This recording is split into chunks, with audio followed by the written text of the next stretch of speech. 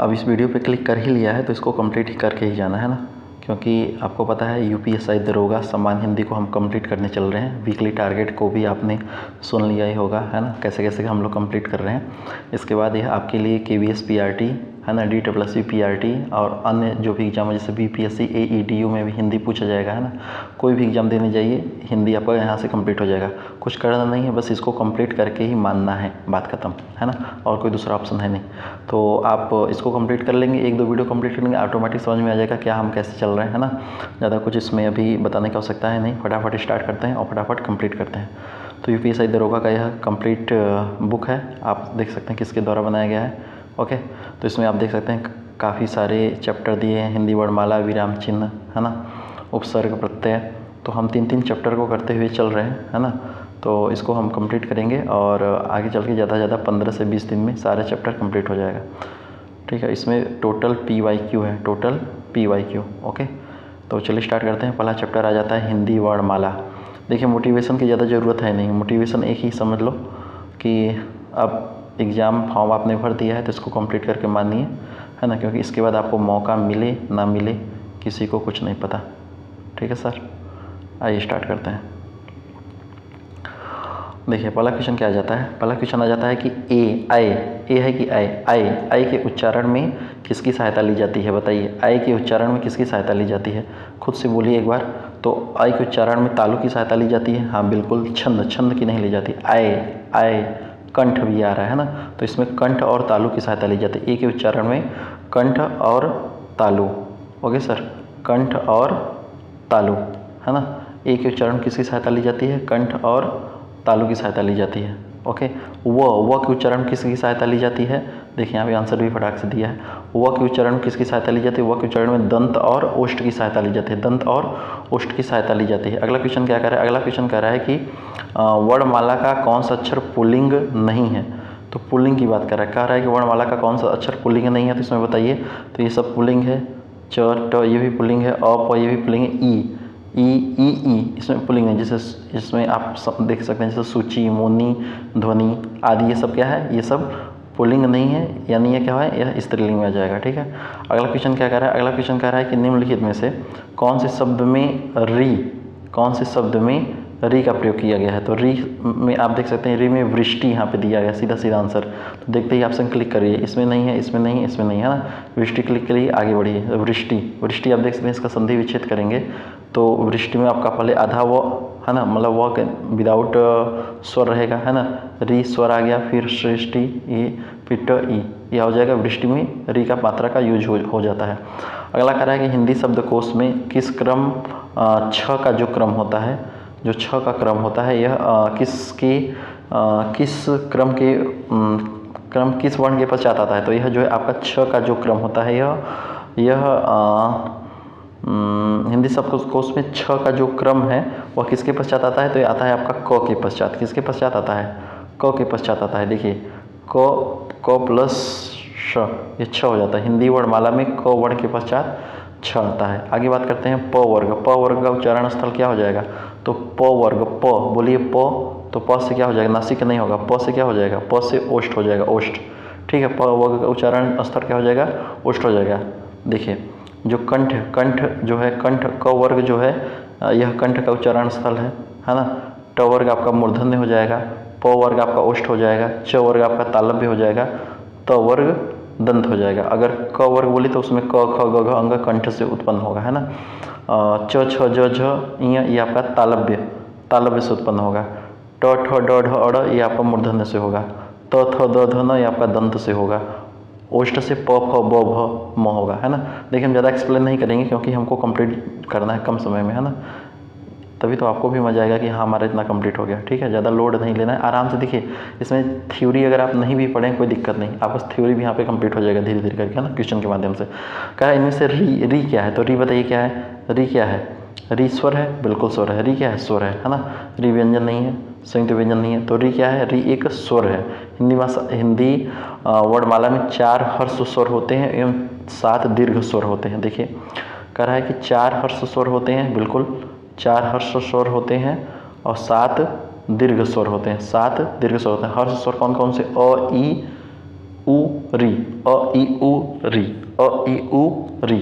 और 7 दीर्घ स्वर कौन कौन से होते हैं? बड़ा आ, बड़ा ई, है ना, बड़ा आ, बड़ा ई, बड़ा आ, बड़ा ई, आई ओ औ, बड़ा आ, बड़ा ई, ऊ भी है, बड़ा ऊ भी है ना, ऊ ए आई ओ औ।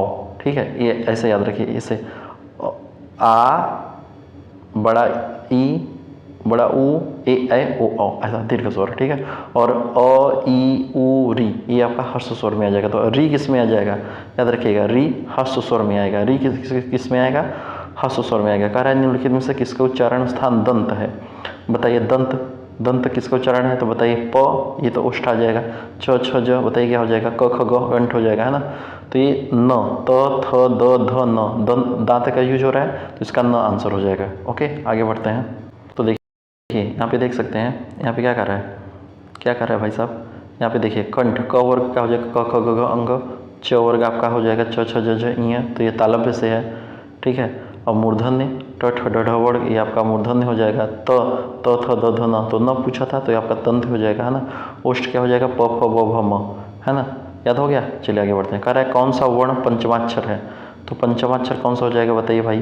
तो पंचमाक्षर आपका प फ ब भ म में आएगा, ये म पंचमाक्षर हो जाएगा, म पंचमाक्षर हो जाएगा। आगे बढ़ते हैं। ठीक, निम्नलिखित में से कौन सा अक्षर ऊष्म व्यंजन है? तो ऊष्म व्यंजन के बारे में आपको पता है? ऊष्म व्यंजन कौन सा है? तो उसमें ऊष्म व्यंजन आपका हो जाएगा ह क्या है? ह एक ऊष्म व्यंजन है। तो ऊष्म व्यंजनों से ऐसे है कि इनका उच्चारण रगड़ या घर्षण से उत्पन्न हुआ हो, उसे उसमें हिंदी भाषा में 4 ऊष्म व्यंजन होते हैं। हिंदी भाषा में 4 ऊष्म व्यंजन है। कौन? स श श ह, स श श ह। आगे बढ़ते हैं। कह रहा है निम्नलिखित में से किस व्यंजन का उच्चारण तालु से होता है? तो तालु से बताइए, किसका उच्चारण तालु से होता है? क ख ग ये कंठ हो जाएगा, प फ ब म ओष्ठ हो जाएगा, ट ठ ड ढ मूर्धन्य हो जाएगा, है ना। तो तालु से क्या किसका हो जाएगा? क ख ग घ। अच्छा अरे क्या बोल रहे हैं, किसका? हाँ, तालु च छ ज झ, ये हो जाएगा ज। आंसर क्या हो जाएगा? ज हो जाएगा। इसका आंसर क्या हो जाएगा? ज हो जाएगा। ठीक है, आगे देखिए। कारण निम्नलिखित में किसका उच्चारण कंठ है? कंठ बताइए, अब तो पता ही हो गया। कंठ का उच्चारण किस हो जाता है? क ख ग घ अंग कंठ, ग हो जाएगा। आगे बढ़ते हैं। ठीक है, निम्नलिखित में से किसके बिना, कारण निम्नलिखित में से किसके बिना कोई व्यंजन उच्चरित नहीं किया जा सकता? उपसर्ग के बिना? क्या उपसर्ग के बिना? नहीं। अनुस्वार के बिना? नहीं। स्वर के बिना? स्वर के बिना कोई व्यंजन उत्पन्न नहीं किया जा सकता, है ना। आगे बढ़ते हैं। कह रहा है प्रयत्न के आधार पर ल किस प्रकार की ध्वनि है? तो ये जो ल है ना, यह एक पार्श्विक ध्वनि है। क्या है? ल एक पार्श्विक ध्वनि है। अब कैसे इसको याद रखिए, कैसे? अब इसको याद रखते हैं। ठीक है, आगे देखते हैं। ल के बारे में हम ज्ञात करते हैं यहाँ पे। हाँ, तो ये देखिए य र ल, य र ल व जो है, अब यहाँ पे 3-4 मैटर याद रखिए। य र ल व जो है यह अंतस्थ व्यंजन है। य एम व अर्ध स्वर है। र क्या है? र लुंठित ध्वनि है। और ल जो है पार्श्विक ध्वनि है। य र ल व अंतस्थ व्यंजन है। य वो आपका अर्ध स्वर है, अर्ध स्वर है। र लुंठित ध्वनि है, ल पार्श्विक ध्वनि है। ओके, आगे देखिए। कह रहा है घ ग ड ठ त, अघोष, इसमें कितने अघोष व्यंजन हैं? तो जो देखिए, जो पहला और सेकंड मतलब वर्ग का जो पहला सेकंड अक्षर होता है ये अघोष होता है, बाकी तीनों सघोष होते हैं। ठीक है, तो पहला और दूसरा कौन सा है इसमें? तो पहला दूसरा आपका हो जाएगा, इसमें पहला ये हो जाएगा त और ट ठ, ये त और ठ इसमें अघोष हो जाएगा, है ना। तो इसका आंसर हो जाएगा 2।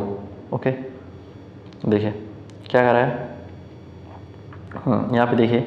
अघोष व्यंजन स्वतंत्री में कंपन के कारण आवाज़ अधिक भारी नहीं होती है।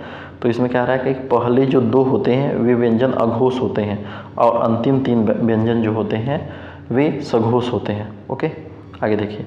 कह रहा है तालव्य महाप्राण घोष का वर्ण का उदाहरण कौन सा है? तो तालव्य महाप्राण घोष का उदाहरण क्या है? त थ द ध, ये त से त नहीं, च छ ज झ, च, ये च तालव्य हो जाएगा। तालव्य भी है होना चाहिए और महाप्राण भी होना चाहिए।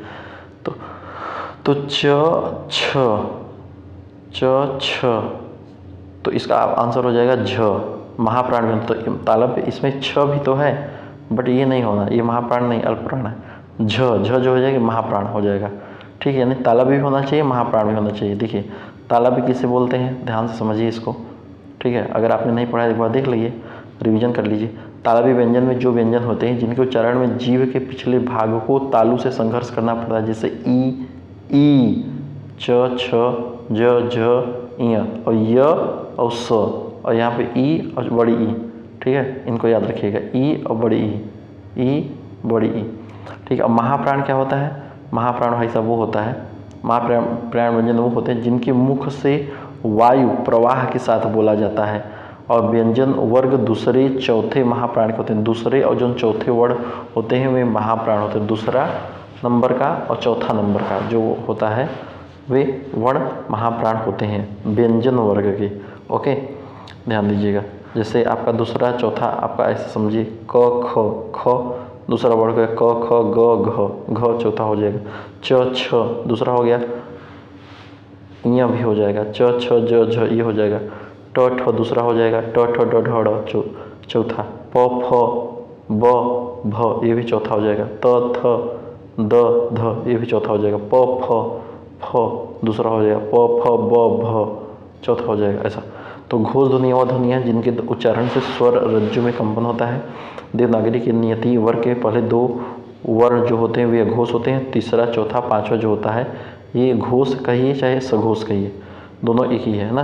बात करते हैं मूर्धन्य अल्प प्राण अघोष वर्ण का उदाहरण है। इसका आंसर क्या हो जाएगा? तो मूर्धन्य भी होना चाहिए और अल्प प्राण भी होना चाहिए। तो मूर्धन्य क्या हो जाएगा? ट ठ ड ढ अड़ ये मूर्धन्य में आ जाएगा, और अल्प प्राण ट ठ तो पहले ही ऑप्शन हो जाएगा, ये अल्प प्राण पहला अल्प प्राण होता है, ठीक है। तो आंसर इसका ये हो जाएगा। आगे देखते हैं। अगला क्वेश्चन कह रहा है कि मूर्धन्य अल्प प्राण व्यंजन, मूर्धन्य अल्प प्राण जो अल्प प्राण अघोष है, मूर्धन्य अल्प प्राण घोष व्यंजन का उदाहरण कौन सा है? तो इसका उदाहरण कौन सा हो जाएगा? इसका अल्प प्राण घोष भी होना बोल रहा है, ठीक है। ट ठ तो है नहीं, ट ठ तो आपका महाप्राण हो जाएगा, क्योंकि दूसरा वर्ण और चौथा वर्ण महाप्राण होता है, ठीक है। तो ये तो होगा नहीं। ट ठ ड ढ ट ठ ड, तो इसमें ड आंसर हमको लग रहा है, ठीक है। ड आंसर एकदम सही आंसर हो जाएगा। आगे देखिए, मूर्धन्य यह व्यंजन तालु के ऊपरी भाग मूर्धा से उच्चारित होता है, ट ठ ड ढ र और श। देखिए ध्यान दीजिएगा, र और जो स है ये भी मूर्धन्य व्यंजन है, र और स जो है यह भी मूर्धन्य व्यंजन है। ओके सर, चलिए आगे देखते हैं। कंठ महाप्राण, कंठ महाप्राण घोष व्यंजन का उदाहरण है। कंठ जो महाप्राण है ये घोष व्यंजन का उदाहरण है। तो इसको आंसर बताइए। तो इसमें जो है कंठ क ख कंठ है, लेकिन महाप्राण घोष व्यंजन का उदाहरण है, ठीक है। और घोष भी पूछ रहा है, मतलब महाप्राण तो आ जाएगा, ये कंठ भी आ जाएगा, लेकिन घोष नहीं आएगा। घोष कहिए चाहे सघोष कहिए, सघोष, ठीक है। अघोष पूछे तो मान लीजिए, देखिए देखिए ये ख जो है ये कंठ है, महाप्राण भी आ जाएगा, बट घोष नहीं, सघोष नहीं है, अघोष है, इसलिए आंसर ये गलत हो जाएगा। ये तो पहले ही गलत हो क्योंकि ये भी अघोष है। अंग, तो अंग जो है, अंग से बेटर ऑप्शन हो जाएगा ह जो है ये आपका क्या हो जाएगा? ये आपका कंठ भी है, महाप्राण भी है और सघोष भी है। ओके सर, आंसर इसका ज़्यादा बेटर ही रहेगा, ठीक है। चलिए यहाँ पे सब कुछ आंसर अब आपको पता ही हो गया, नॉलेज हो ही गया होगा। आगे देखिए, मूर्धन्य महाप्राण, मूर्धन्य महाप्राण इसमें क्या कह रहा है कि मूर्धन्य भी होना चाहिए, महाप्राण भी होना चाहिए, अघोष भी होना चाहिए। तो मूर्धन्य ट ठ ड ढ होना चाहिए, ठीक है। ट ठ में तो ट ठ ये नहीं है, ये नहीं है, ट ठ का ऑप्शन बस एक ही देखते मन आंसर क्लिक करिए, आगे बढ़िए, ज़्यादा लोड नहीं लेने का। ओके, अगला क्वेश्चन क्या कर रहा है? कंठोष्ठ दीर्घ स्वर वर्ण का उदाहरण कौन है? कंठोष्ठ यानी कंठ का भी होना चाहिए, ओष्ठ का भी होना चाहिए, है ना, और दीर्घ स्वर भी होना चाहिए, ठीक है। अ ई उ री ये तो होना चाहिए, ये हो सकता है, बट ये कंठोष्ठ नहीं होना। कंठ आओ ऑप्शन नंबर आओ हो जाएगा इसका, ठीक है, आओ हो जाएगा। तो कंठोष्ठ दीर्घ स्वर्ग जो है दो ही हैं, एक जो है ओ है, एक ओ है और औ है। आगे देखिए, कह रहा है कि निम्नलिखित में से किसमें री की मात्रा का यूज हुआ है? तो आप आंसर ये तो हम पहले ही बता चुके, इसमें वृष्टि हो जाएगा, ज़्यादा सोचने समझने वाली बात नहीं है, है ना। इधर आंसर है, ये देखते हैं। तो वृष्टि हो गया। आगे देखिए, कह रहा है कंठ कंठ कंठ अल्पप्राण। कंठ अल्पप्राण व्यंजन का उदाहरण है। कंठ भी होना चाहिए, अल्पप्राण भी होना चाहिए। ठीक है सर, कंठ भी होना चाहिए, अल्पप्राण भी होना चाहिए। तो कंठ में क ख ग घ, तो क ख ख ये कंठ होगा नहीं, ये घ हो सकता है, ये भी नहीं होगा कंठ। अल्पप्राण होना चाहिए, और अल्पप्राण यानी कि दूसरा और चौथा वर्ण नहीं होना चाहिए। तो ये तो नहीं होगा, तो आंसर इसका ग हो जाएगा।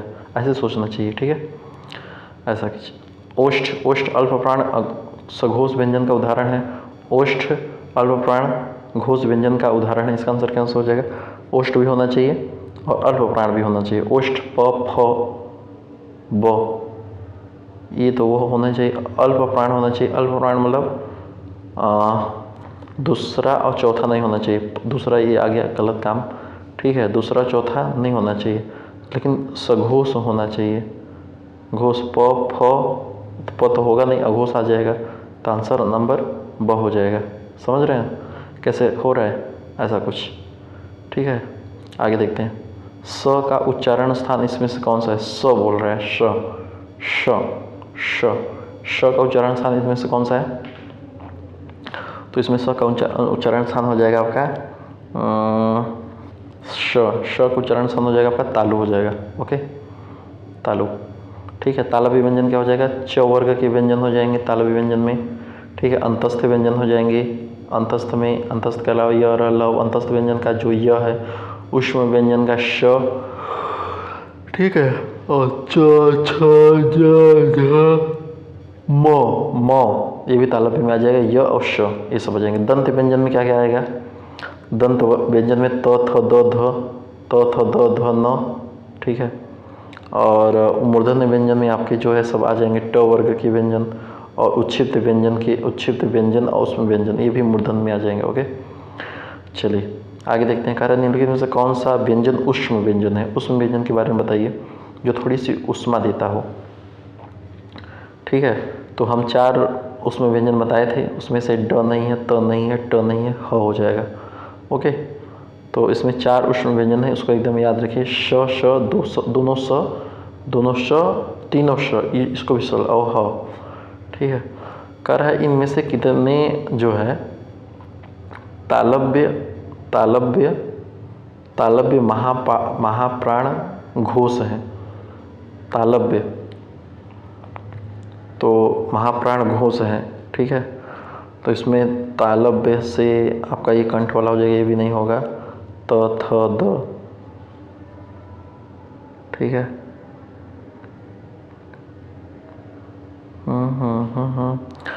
तो इसमें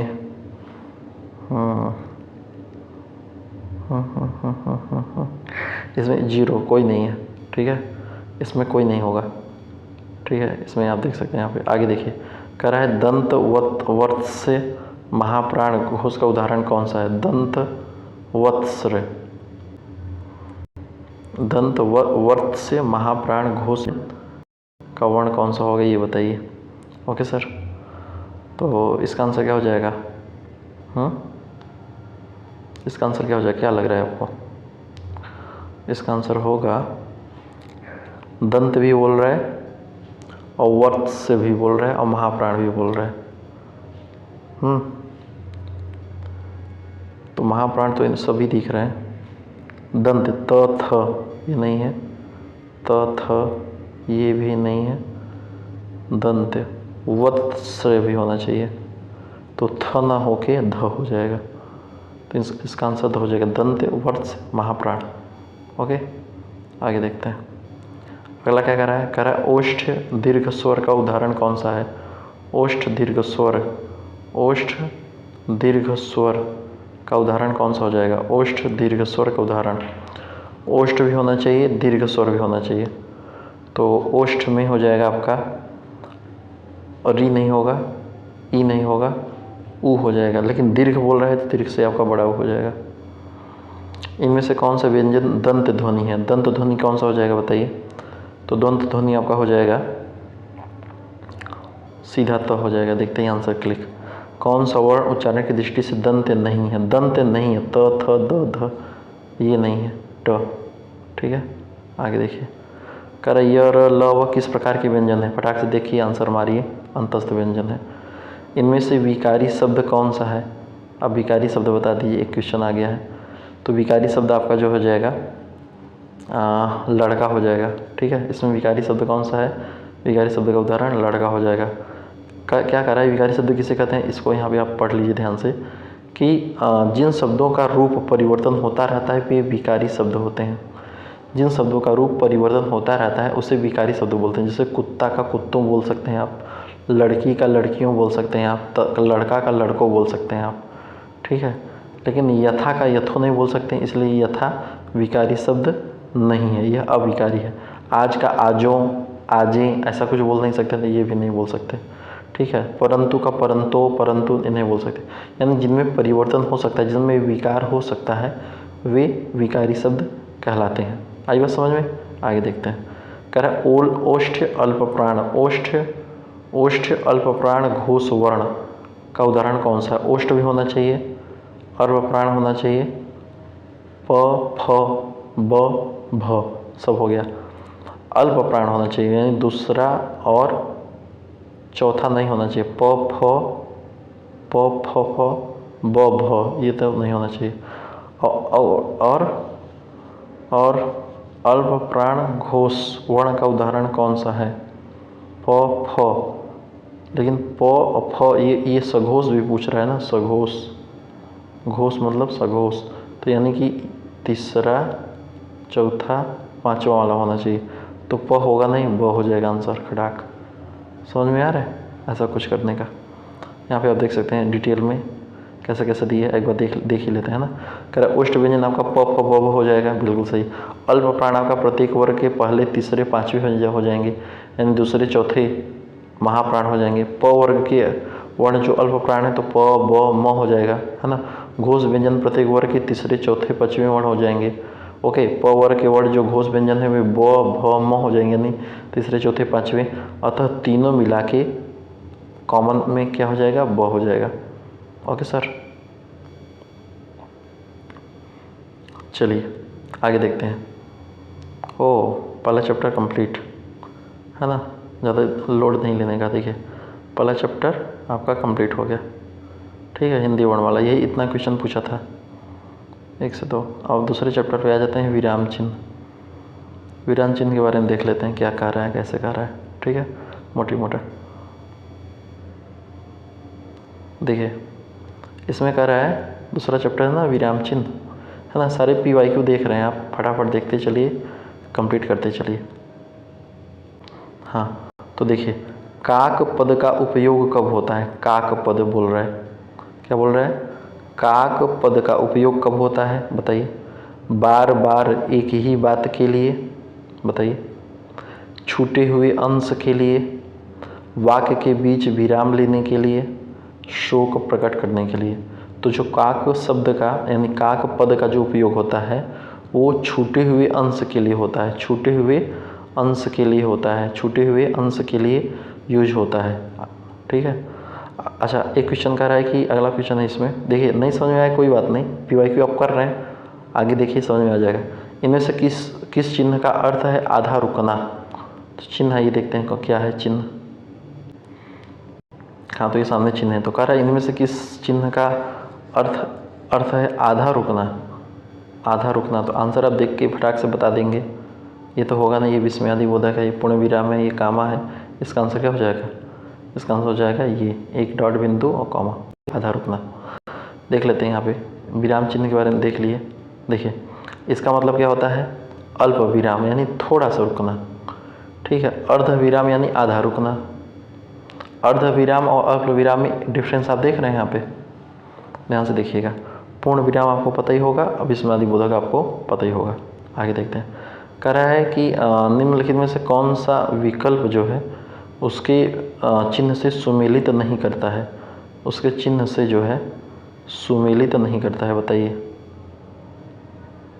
तो कौन सा आंसर हो जाएगा? पूर्ण विराम ये सही है, हाँ ये सही है। ठीक है, ये तो सही है। अल्प विराम, हाँ ये भी सही है। ठीक है। योजक चिन्ह क्या ये सही है? उद्धरण चिन्ह क्या ये सही है? बताइए। तो उद्धरण चिन्ह भी सही है, ये जो है मैच नहीं कर रहा है, तो इसका आंसर क्या हो जाएगा? ऑप्शन नंबर सी हो जाएगा। ओके सर, याद रहेगा, क्योंकि योजक चिन्ह जो है ये गोला नहीं होता है, ऐसे होता है, योजक जोड़ने वाला होता है। ये इस जो गोले वाले चिन्ह होता है, ये जो गोला है, इसको लाघव चिन्ह बोलते हैं, लाघव चिन्ह, है ना। देखिए अगला कह रहा है कि उपविराम का उपयोग इसमें से किन वाक्यों में हुआ है?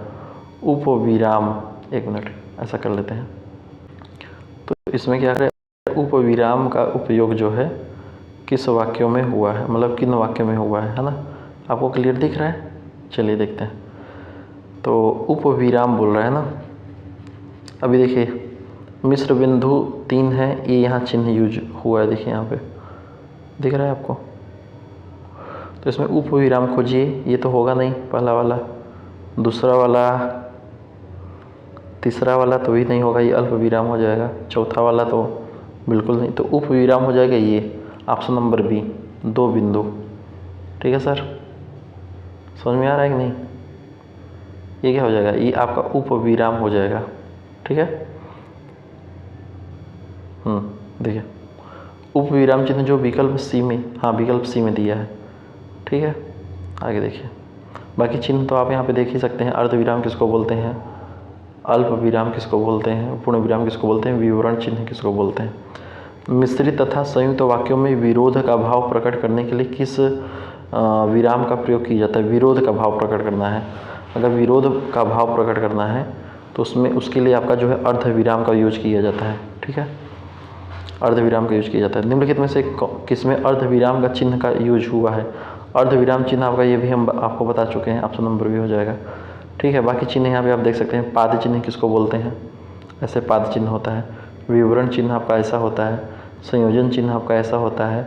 उपविराम आपका डबल डॉट होता है। लाघव चिन्ह छोटा सा गोला होता है। लोप चिन्ह आपका यहाँ पे ऐसा होता है। पुनरुक्ति चिन्ह आपका उद्धरण जैसे जो बोलते हैं उसको ऐसे होता है। हंस पद यानी कोई चीज़ छूट गया हो वो यहाँ पे ऐसा होता है।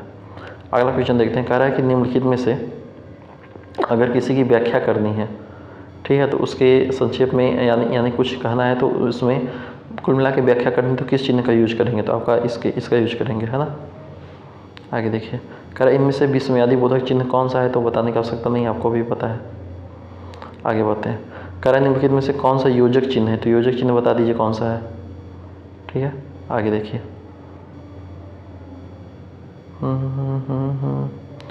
योजक चिन्ह हो गया। ठीक है, वेरी गुड। कह रहा है निम्नलिखित में से निर्देशक चिन्ह कौन सा है? निर्देशक चिन्ह, तो निर्देशक चिन्ह आपको बताइए। ये होगा नहीं, ये भी नहीं होगा, ये नहीं होगा, ये हो जाएगा। ठीक है, आगे देखिए, रामू जो बड़ा खिलाड़ी है कल उसकी टांग टूट गई। रामू जो बड़ा खिलाड़ी है उसकी कल टांग टूट गई। इस वाक्य में उचित विराम चिन्ह कौन सा लोगे? थोड़ा सा, ठीक है, अल्प विराम लगेगा।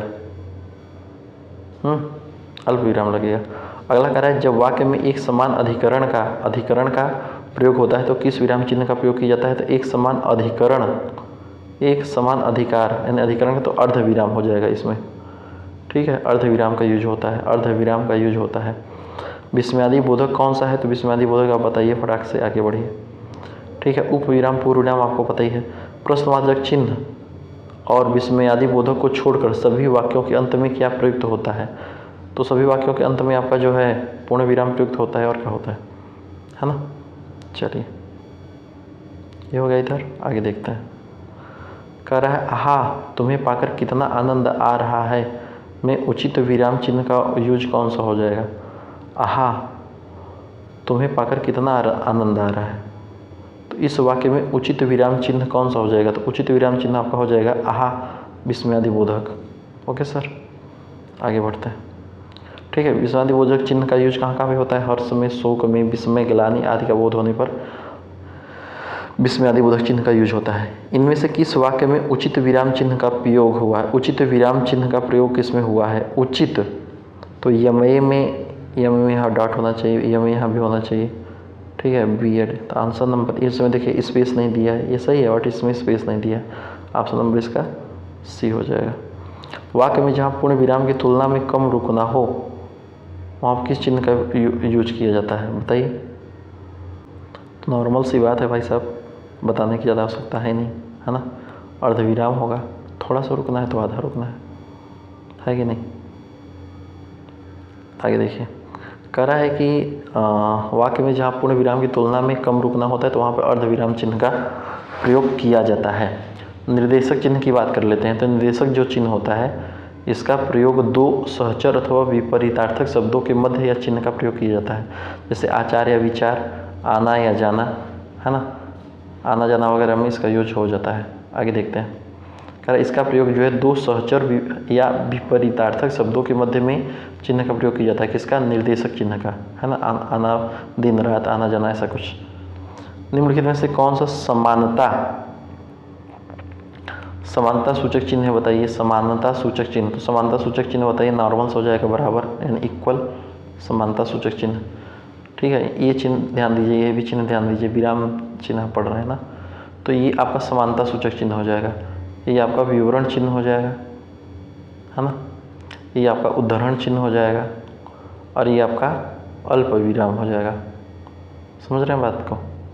आगे देखिए, कह रहा है अल्प विराम इनमें से कहाँ से लिया जाता है। अल्प विराम, जो अल्प विराम है, अल्प विराम का जो प्रयोग है इनमें से कहाँ किया जाता है। तो अल्प विराम का चिन्ह का जो प्रयोग होता है जहाँ बहुत थोड़ा सा ठहराव हो, बहुत कम, तो जहाँ पे बहुत कम ठहराव हो वाक्य के मध्य में, है ना।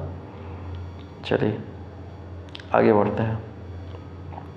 कह रहे अर्धविराम चिन्ह कौन सा है, तो ये भी आप बता दीजिए फटाक से, ज़्यादा बताने की आवश्यकता नहीं है। अर्धविराम, है ना।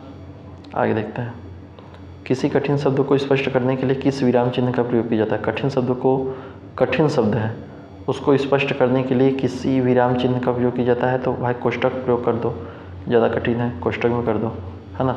और कोष्टक भी तीन प्रकार के होते हैं, छोटा कोष्टक, वर्गाकार कोष्टक और सर्पिलाकार कोष्टक। छोटा कोष्टक इसको हम बोलते हैं, वैसे हम इसको बड़ा कोष्टक बोलते हैं, मंझला कोष्टक बोलते हैं ना। तो इसको छोटा कोष्टक, वर्गाकार कोष्टक और सर्पिलाकार कोष्टक बोलते हैं।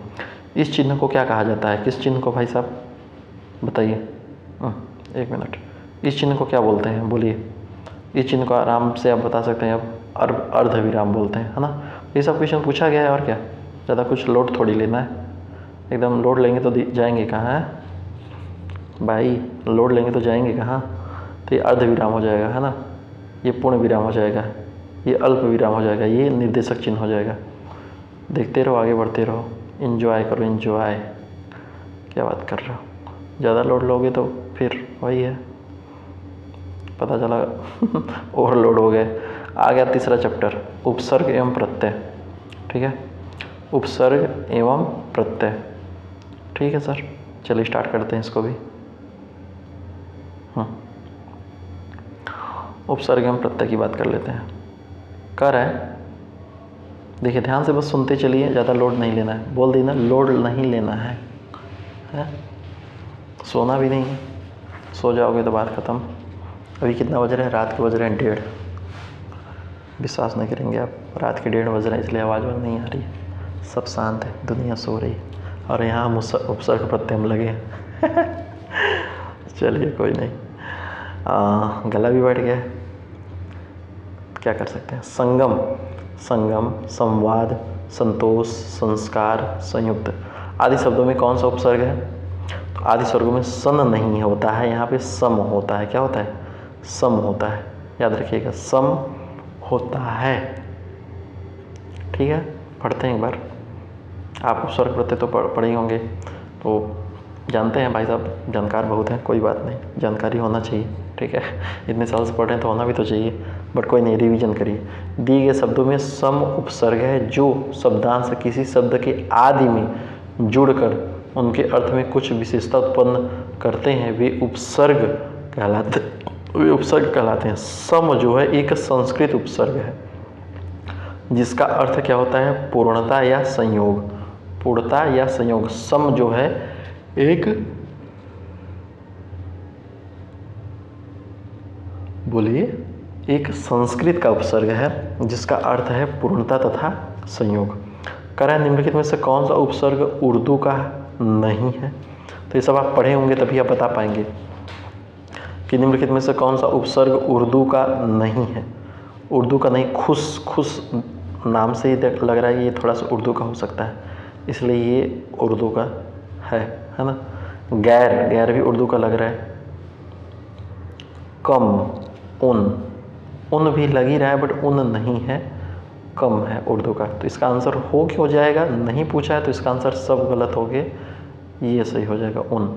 तो उन जो है यह उर्दू का उपसर्ग नहीं है। यह जो है उन जो है ये हिंदी का उपसर्ग है। किसका है? हिंदी वर्ग का उपसर्ग है। ठीक है, अब ध्यान दीजिएगा। देखिए क्या कह रहा है? कह रहा है जो हिंदी के उपसर्ग हैं वे 10 होते हैं, उर्दू के जो उपसर्ग हैं वे 19 होते हैं, और जो संस्कृत के उपसर्ग होते हैं वे 22 होते हैं। ठीक है, हिंदी के कितने होते हैं? हिंदी के 10 होते हैं, उर्दू के 19 होते हैं, और संस्कृत के 22 होते हैं। याद कैसे रखेंगे? हिंदी माथे की बिंदी, ठीक है, तो हिंदी में माथे की बिंदी है तो हिंदी में एक और उसके माथे की बिंदी 0, तो 10 हो गया है। उर्दू में ये देखिए इसे लटक गया है, तो इसे एक पकड़ के इसको भी पकड़ के इसे लटका दीजिए तो ये 19 हो जाएगा। ठीक है, आगे देखिए संस्कृत में 22 है। ठीक है, सन 2 है, 200 है तो 200 है, 200 है, ऐसे याद कर लीजिए, क्या दिक्कत है? ट्रिक बनाना आसान है? कौन बनेगा करोड़पति? आगे देखो किस शब्द में उपसर्ग नहीं है? किस शब्द में उपसर्ग नहीं है पूछ रहा है, किस शब्द में उपसर्ग नहीं है? तो इसमें भी है, इसमें भी है। विरासत में उपसर्ग नहीं है, विरासत में भाई साहब उपसर्ग नहीं है। आगे देखते हैं, कहा इनमें से कौन उर्दू का, इनमें से उर्दू का उपसर्ग कौन सा है? फिर पूछा उर्दू का। भर जो है ये हिंदी का है, उप वगैरह ये सब है। उर्दू का उपसर्ग जो है अल है, क्या हो जाएगा? अल जो है यह उर्दू का उपसर्ग है। भर और अन ये हिंदी का उपसर्ग है। उप जो है ये संस्कृत का उपसर्ग है, सॉरी यहाँ पे उप जो है ये संस्कृत का उपसर्ग है। ओके, अल जो है उर्दू का उपसर्ग है, अल उर्दू का उपसर्ग है। कह रहा है हिंदी में विदेशी भाषाओं से आए, हिंदी में विदेशी भाषाओं से आए उपसर्ग क्या कहलाते हैं? तो विदेशी भाषा से जो उपसर्ग आए होते हैं, आते हैं, तो आगत उपसर्ग कहलाते हैं। क्या कहलाते हैं? आगत उपसर्ग कहलाते हैं। हिंदी में विदेशी भाषाओं से आए उपसर्ग को आगत उपसर्ग कहते हैं। जैसे अरबी से क्या आया है भाई साहब? याद रखिए, अरबी से आया है अदालत हकीम, अदालत हाकिम, है ना, अदालत हाकिम। फारसी शब्द से क्या आया है भाई? तो फारसी से आया है समोसा नमक। पुर्तगाली से क्या आया है?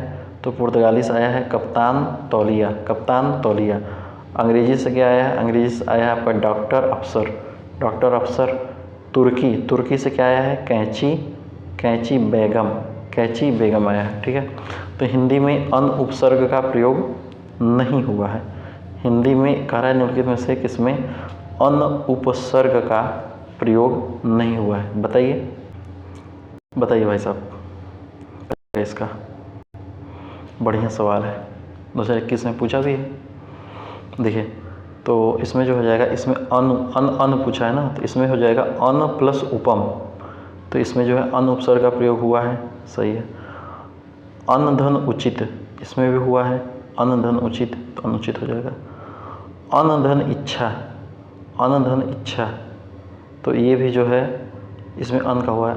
अनुगमन में अन उपसर्ग का प्रयोग हुआ है, अनु, तो इसका आंसर क्या हो जाएगा? तो नहीं पूछा है तो इसका आंसर यही हो जाएगा, अनुगमन हो जाएगा, है ना।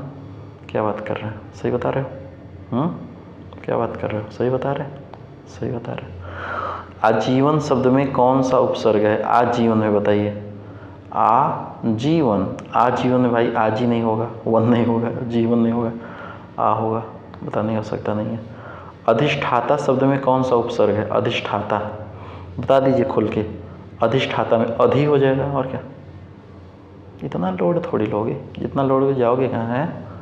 मारना जीना यहीं है, छोड़ के चले जाओगे, क्या मतलब? तो लोड नहीं लेना, आराम से चलना है, बस कंप्लीट कर लेना है। आच्छादन शब्द में कौन सा उपसर्ग है? आच्छादन में उपसर्ग पूछा, फिर आच्छ नहीं होगा, ये क्या होता है? आ होता है, आ उपसर्ग होता है। निम्नलिखित में से कौन सा शब्द अन उपसर्ग से बना है? अन उपसर्ग के योग से बना है, कौन सा बना है बताइए? अन उपसर्ग से कौन सा बना है? अन धन एक, अनेक हो जाएगा। ऐसे याद करो, अन धन एक। और जो अन्याय है ये अ उपसर्ग से बना है, अ प्लस नी प्लस आय तो हो जाएगा अन्याय। अन प्लस हद तो अनहद हो जाएगा। तो अन पूरा हो जाएगा, इसमें अन पूरा है, ये ध्यान दो। ये अन ऐसे है, हलंत, क्या बात कर रहे हो? बिन पढ़ा, बिन पढ़ा में कौन सा शब्द उपसर्ग है? तो बिन हो जाएगा। हैं, सब पता है, ठीक है। प्रतिवाद शब्द में कौन सा उपसर्ग है? प्रतिवाद शब्द में बताइए, प्रति हो जाएगा। सही बात है कि नहीं? गलत तो नहीं कर रहे हैं। निम्नलिखित में से कौन सा शब्द, कहाँ गया ये तेरी, ये सब मरवा के माने का लग रहा है। निम्नलिखित में से कौन सा शब्द क उपसर्ग से बना है? क उपसर्ग से कौन सा बना है? क उपसर्ग से कौन सा बना है बताइए? तो आपका कपूत हो जाएगा। कपूत, कपूत जो है ये आपका क उपसर्ग से बना है। कैसे बना है ध्यान से देखिएगा बाद में, है ना, अभी नहीं, अभी पहले कंप्लीट कर डालो। आगे देखो, अहिंसा शब्द में कौन सा उपसर्ग है? अहिंसा शब्द में बताइए भाई साहब, आंसर वो दिख जाता है। अहिंसा शब्द में अधन हिंसा, अहिंसा हो जाएगा, काम खत्म। क्या बात कर रहे हो? परिवाद, परिवाद हो जाएगा। परिवाद में कौन सा हो जाएगा? परि धन वाद, क्या बात कर रहे हो? तो आंसर ये हो जाएगा। सही बात है कि नहीं? देखिए, और परि से बने उपसर्ग कितने होते हैं? परिजन, परिश्रम, परिणाम, सारे होते हैं। इनमें से सम उपसर्ग से निर्मित रूप कौन सा है? सम, फिर से पूछ लिया, सम। सम से क्या हो जाएगा? सम से सम, ये भी होगा, ये भी होगा। साले, उपरोक्त सभी, 90% चांस रहता है उपरोक्त सभी है तो मार दो उपरोक्त सभी, आंख बंद करके काम करता है। सभी सम उपसर्ग से निर्मित है। संस्कृति समधनकृति, संस्कार समधनकार, सम्मिलन समधन मिलन, ठीक है, सम्मिलन। होली आ रही है कि दिवाली? अतियुक्ति, अत्युक्ति, अत्युक्ति शब्द में कौन सा उपसर्ग है? अत्युक्ति शब्द में कौन सा उपसर्ग है बताइए? तो उपसर्ग पूछ रहा है तो इसमें अत्यु नहीं होगा, ये क्या होता है? उक्ति भी नहीं दे तो अति, हाँ अति होगा, अति उपसर्ग है, ठीक है। अभिमान शब्द में कौन सा उपसर्ग है बताइए? अभिमान, ठीक है। अभिमान में हो है, अभी हो जाएगा, ठीक है, ज़्यादा अभिमान में रहना भी नहीं चाहिए। अभिधनयान, अभियान हो जाएगा। अभियान था क्या जी? अभिमान, अभिमुख, अभिमुख में अभिमुख हो जाएगा। अभी आगत, अभ्यागत हो जाएगा। हाँ, ये अभिधन आगत है तो यहाँ पे अभ्यागत होगा, नोट कर लेना। आ गया परीक्षा में ना तो सारे चक्कर आ जाएंगे, हैं। प्राकथन, प्राकथन शब्द में कौन सा उपसर्ग है? तो प्राकथन शब्द में जो है भाई साहब, प्राक कथन, तो प्राक, प्रा हलंतम अर्थ, प्राक, ठीक है। गवर्नमेंट को क्या है, अपना परीक्षा कराएगी, जिसको पास होगा होना, आपसे क्या मतलब है? आपको तो अपने लिए दिखना है ना। प्राकधन कथन, प्राकथन, प्राक उपसर्ग से बने अन्य शब्द, प्राकधन कर्म, प्राककर्म, प्राकधन कलन, प्राककलन, ठीक है सर। आए आगे, आगे आए, आइए देखिए। प्रातःकाल शब्द में कौन सा उपसर्ग है? और प्रातःकाल में बताइए, प्रातः धन काल, तो इसमें ए हो जाएगा, काम खत्म। अरे यार इतना सोचना थोड़ी है। इनमें से कौन सा उपसर्ग अरबी फारसी का है? अरबी फारसी बताइए। उपसर्ग ना हो जाएगा, ये आपका अरबी फारसी का, याद रख लीजिए, ठीक है। अरबी फारसी का है ना, ना ना अरबी फारसी का है ना। बाकी चीज़ आप देख सकते हैं कौन सा कहाँ का है। ना, नादान, नपुंसक, ना समझ, कहाँ का है देख ले। ये उपसर्ग, उप उपसर्ग जो है आपका संस्कृत का है, ठीक है। और हिंदी कूज, कू, छोटा कू, ये हिंदी का उपसर्ग है, कुख्यात, कुसंगत। पर जो है ये भी आपका हिंदी का उपसर्ग है, ठीक है सर। आगे बढ़ते हैं। परिपूर्ण शब्द में कौन सा उपसर्ग है? नींद तो नहीं आ रही है, हमें तो आ रही है 2 बजने वाले हैं। परिपूर्ण, परिपूर्ण शब्द में कौन सा उपसर्ग है? परिपूर्ण शब्द में जो है आपका हो जाएगा उपसर्ग, तो परि में आधा, आधा, आधा मतलब, अरे यार छोटा समझा करो बात को, भावनाओं को समझा करो, है। इनमें से कौन सा शब्द उर्दू के उपसर्ग से नहीं है? उर्दू के उपसर्ग से नहीं है, तो उर्दू के उपसर्ग से कौन सा नहीं है भाई साहब?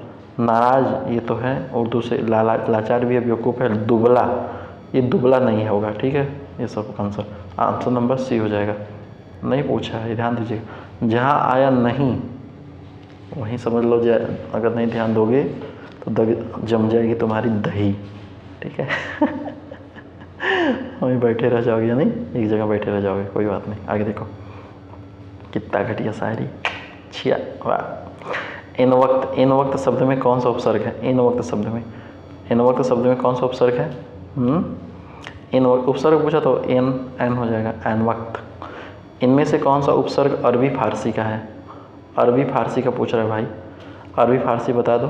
अरबी फारसी आपका गैर हो जाएगा, गैर।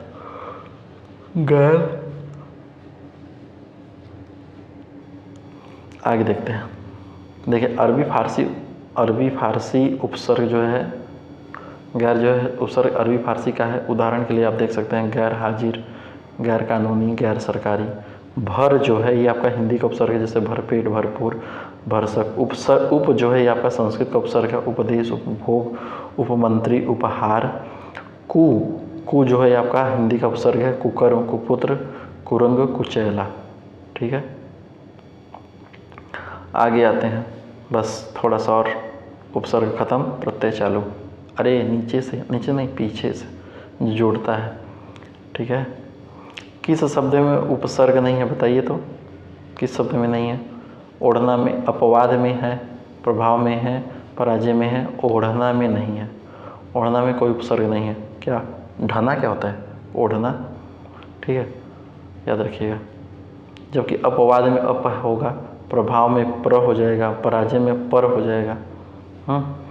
उपदेश शब्द में कौन सा उपसर्ग है? उपदेश शब्द में आराम से आप बता सकते हैं, उप हो जाएगा।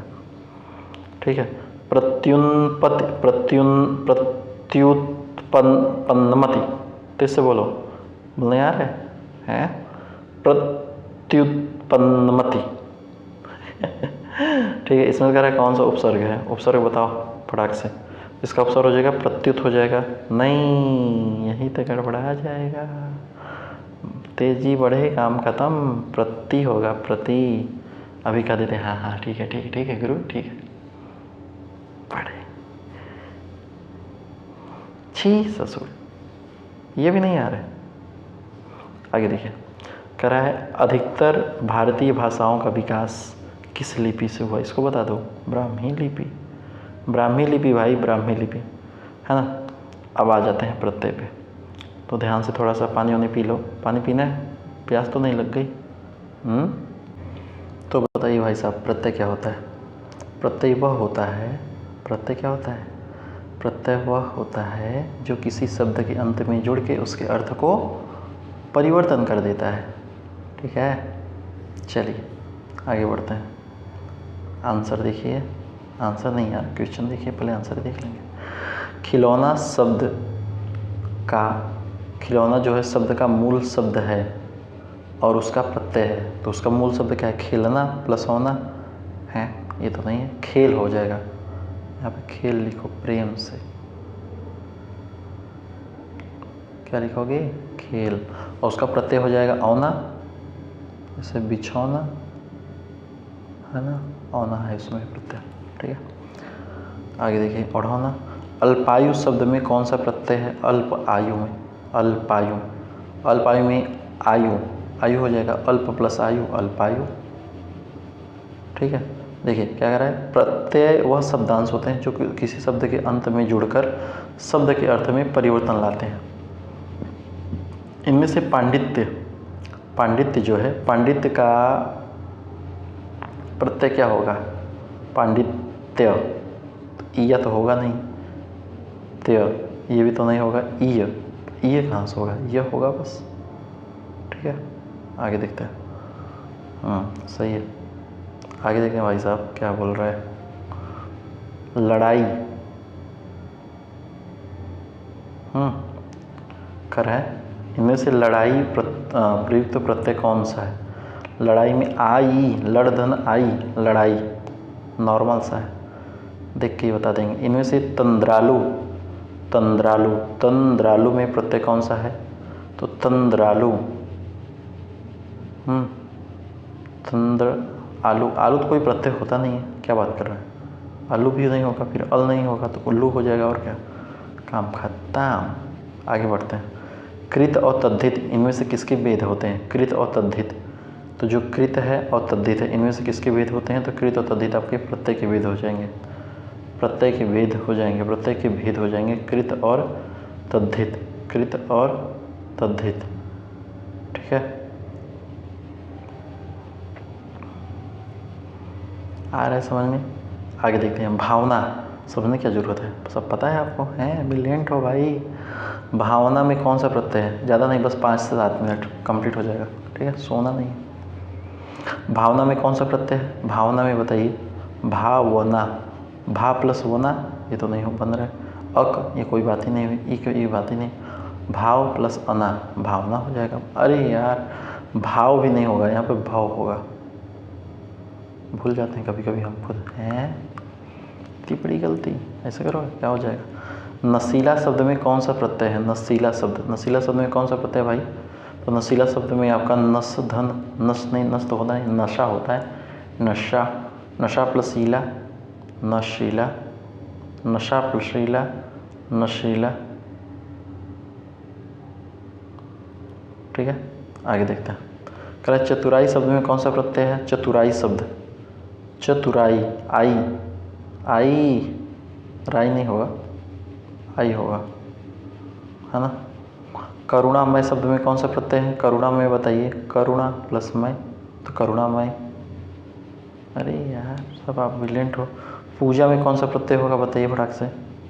प्रत्यय आ हो जाएगा, है ना, इसका आ होना चाहिए। क्या बोलते हो, क्या बोलते हो भाई? आ होगा, पूजा प्लस आ, सही बात है। अरे सब पता है आपको भाई। बहाव शब्द, बहाव शब्द में क्या हो जाएगा? बहाव शब्द में कौन सा प्रत्यय जुड़ा हुआ है? बहाव, वह धन आओ, भाव, आओ, आओ, आओ, तो वह नहीं होगा, आओ हो जाएगा। प्रत्यय पूछा है ना, आओ हो जाएगा। सनसनाहट शब्द में कौन सा प्रयुक्त प्रत्यय है? सनसनाहट शब्द में, तो सनसनाहट जो शब्द है इसका कौन सा प्रत्यय प्रयुक्त है? तो सनसनाहट शब्द में जो है सन तो स्टार्टिंग हो जाएगा, सनसनी भी हो जाएगा, हट होना चाहिए, सनसना आहट, तो इसका प्रत्यय तो आहट होगा ना। अरे यार, बने मन से। आध्यात्मिक शब्द में कौन सा प्रत्यय है? आध्यात्मिक शब्द में कौन सा प्रत्यय है बताइए? आध्यात्मिक में आध्या, सब कुछ नहीं होगा स्टार्टिंग, ये सब इक हो जाएगा, इक, बहुत इंपॉर्टेंट। आध्यात्मिक शब्द में हो जाएगा। कुलीन शब्द में कौन सा प्रत्यय है बताइए? कुलीन, ईन, लीन तो देगा नहीं, ईन होगा, है ना, ये चीज़ याद रखिएगा।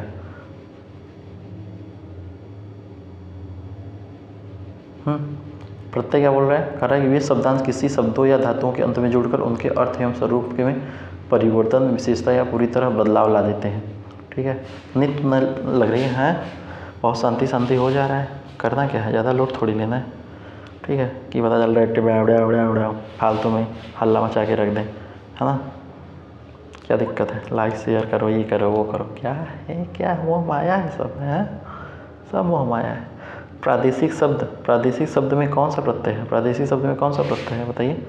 प्रादेशिक शब्द में इक, प्रदेश प्लस इक, प्रादेशिक, इक हो जाएगा, मान लीजिए, मान लीजिए। ठीक है, प्रादेश प्लस इक, प्रादेशिक। समझ में आ रहा है भाई? चलिए आगे देखते हैं। कह रहा है इनमें से कौन सा एला, एला प्रत्यय से निर्मित नहीं है? नहीं है कहा दिया, ओ नहीं है। अध प्लस एला, अधेला। अक प्लस एला, अकेला। बघ प्लस एला, बघेला। मट धन एला, मटैला नहीं, मट महिला नहीं, मटैला, आय है, आय है, तो इसका आंसर क्या हो जाएगा? ऑप्शन नंबर सी, क्योंकि यहाँ पे एला ही है, आयला होना चाहिए। समझ रहे हो भाई ये चीज़?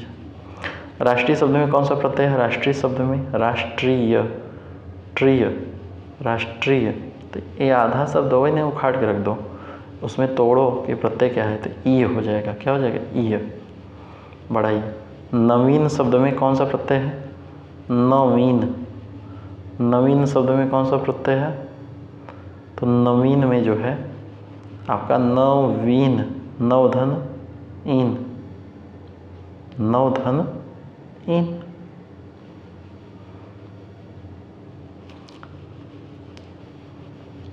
बुद्धिमान शब्द में कौन सा प्रत्यय है? बुद्धिमान शब्द में बताइए। तो बुद्धिमान शब्द में आपका प्रत्यय है मान, ठीक है, मान लो। समधन मान, सम्मान। अपधन मान, मान। अवधन मान, अवमान। लड़ाकू शब्द में कौन सा प्रत्यय है? लड़ाकू शब्द में लड़ा, लड़ाकू। लड़ाकू शब्द में कौन सा प्रत्यय है? प्रत्यय पूछ रहा है, आकू हो जाएगा और क्या, है ना। चलिए आगे देखते हैं। कह रहा है इनमें से कनिष्ठ शब्द कौन सा है? कनिष्ठ पूछ रहा है, कनिष्ठ शब्द कौन सा है? कनिष्ठ, तो कनिष्ठ शब्द आपका हो जाएगा इष्ट हो जाएगा और क्या, इष्ट होगा नहीं, इष्ट होगा नहीं, इष्ट होगा नहीं। नैतिक शब्द में कौन सा प्रत्यय है? नैतिक शब्द में, नैतिक शब्द में कौन सा प्रत्यय है? तो नैतिक शब्द में आपका डी हो जाएगा, इक। नैतिक में इक हो जाएगा प्रत्यय।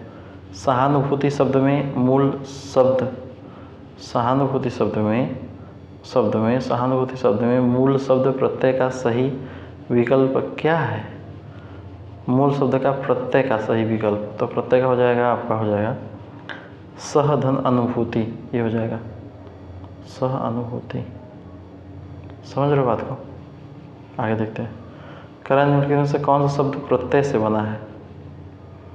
प्रत्यय से बना है, कौन सा प्रत्यय से बना है? अभियोग, ये नहीं होगा, अभियोग तो नहीं होगा, अभियोग तो भाई साहब अभी से बना है। अपमान, ये भी आपका उपसर्ग से बना है। व्यायाम, व्याधन आयाम, ये भी हमको लग रहा है उपसर्ग से बना है, तो इनमें से हो जाएगा, इनमें से कोई नहीं। समझ रहे बात को? देखिए यहाँ पे आप देख सकते हैं, अभियोग में अभी उपसर्ग लगा है, अभ्यागत में अभी उपसर्ग लगा है, अपमान में अप उपसर्ग लगा है। कारण इनमें से कौन सा प्रत्यय लेखक के अंत में प्रयुक्त हुआ है? लेखक के अंत में, तो लेखक के अंत में प्रयुक्त होता है अक, लेखक, अक। कथनीय शब्द में कौन सा प्रत्यय है? कथनीय, कथनीय शब्द में कौन सा प्रत्यय है? तो कथनीय, कथनीय, कथन धन ई, कथनीय बी, बी हो जाएगा, ठीक है, ये हो गया। ओ कंप्लीट, टाटा बाय। 3 चैप्टर आपका कंप्लीट हो जाता है ना। देख लेते हैं एक बार यहाँ पे, 3 चैप्टर कंप्लीट। 2 बार रिवीजन करिए, दोबारा फिर कभी आपको याद करने की ज़रूरत नहीं है। हिंदी वर्णमाला, विराम चिन्ह, उपसर्ग एवं प्रत्यय। अगले वीडियो में ये 3 चैप्टर को कंप्लीट करेंगे। किसको किसको? हिंदी, हाँ हिंदी बोल रहे हैं, हिंदी में संधि, समास, क्रिया, ठीक है। तब तक के लिए जय हिंद जय भारत। वीकली टारगेट को फॉलो करिए, है ना। नॉर्मल सारे सब्जेक्ट आराम से कंप्लीट होते चले जाएंगे, पता भी नहीं चलेगा, है ना। ज़्यादा लोड नहीं लेना है, सुकून दिमाग से, शांति से, आराम से, स्लोली कंप्लीट करते हुए चले जाना है, ठीक है। और रही बात मोटिवेशन की, नींद लगने की, नींद सबको लगती है, हमको भी लग रही है, आपको भी लग रही है, क्या दिक्कत है? नींद तो लगने दो, अपना काम कंप्लीट करते रहो। Okay sir, thank you so much. जय हिंद जय भारत, वंदे मातरम, इंकलाब जिंदाबाद।